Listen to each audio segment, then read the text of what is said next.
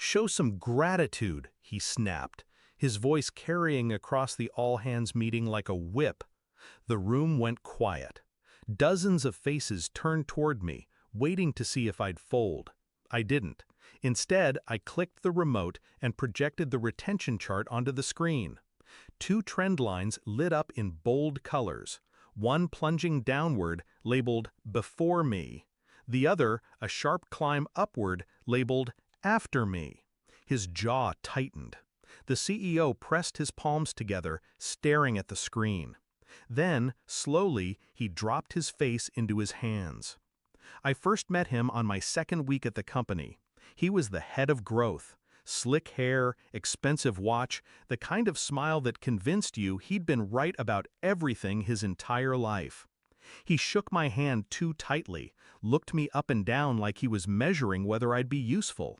"Stay out of the way," he said with a smirk. "Growth is my kingdom." I laughed then, naive enough to think it was a joke. I was hired to fix client retention. He had failed at it for years, but no one dared question him.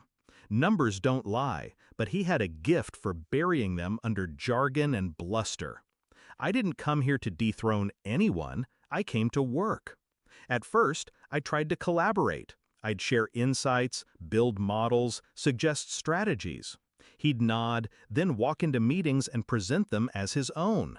My name disappeared from decks. My work, rewritten in his language, became his brilliance. I noticed the shift in the whispers.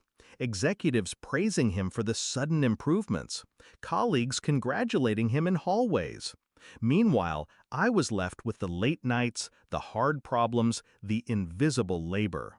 But I didn't protest. Not yet. Because I wanted to be sure. The evidence revealed itself slowly. A misplaced Slack message, him bragging to a colleague about cleaning up my mess before anyone notices.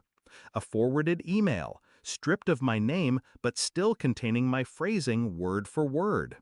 The final proof came in the form of a board memo he wasn't careful enough to hide. He'd written a glowing report about his strategy, his client management overhaul, his retention miracle. My charts, my conclusions, his signature. That's when the cold clarity set in. He wasn't going to stop, and I wasn't going to let him. I changed my approach. No more sharing freely. I documented everything. Timestamps, drafts, emails, version histories.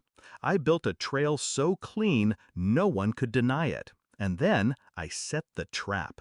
I proposed that we present retention data at the next all hands. "It'll be motivating for the team," I told him. His ego lit up at the idea. A chance to take credit in front of the entire company? He couldn't resist. "Good thinking," he said, patting my shoulder like a benevolent king. "I'll handle the deck." "Of course," I replied, already knowing how it would end.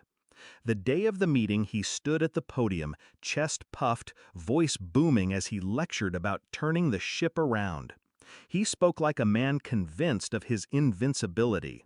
Then I raised my hand. "Would you mind if I share something?" I didn't wait for permission. I walked to the front, clicked the remote, and brought up the chart. 2 lines, one plunging, one soaring. Clear, unarguable. Silence filled the room, thick and suffocating. "Before me," I said calmly, pointing to the first line. Then I slid my finger across the chart. "After me." Gasps, murmurs, dozens of heads swiveling between us. He tried to laugh it off, tried to speak, but the words caught in his throat. And that was when I revealed the kicker.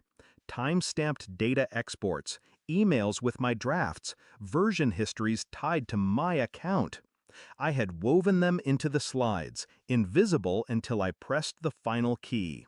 Receipts laid bare. The CEO leaned forward, staring at the evidence. His face grew pale. His hand went to his temple, then to his mouth, then finally covered his entire face as the truth sank in. My manager's bravado cracked. His lips trembled. His eyes darted around the room, searching for someone, anyone to save him. But no one moved. They just watched, the way you watch a ship sink from shore. He demanded gratitude. He got silence. The fallout was immediate. HR called me in. Legal reviewed everything. My trail was airtight. Within days, the narrative flipped. His name was stripped from reports. His title revoked. His office emptied. I was promoted. Not because I begged, not because I fought, but because the numbers made the case for me. Numbers and patience. When I think about that moment, the chart projected his face unraveling. I don't feel guilt. I feel justice. He thought volume was power. He thought ownership was just whoever spoke the loudest in the room. But in the end, it wasn't my voice that defeated him. It was the evidence. And when the CEO buried his face in his hands, I realized the truth. Gratitude isn't demanded, it's earned. And I had earned every single line of that chart.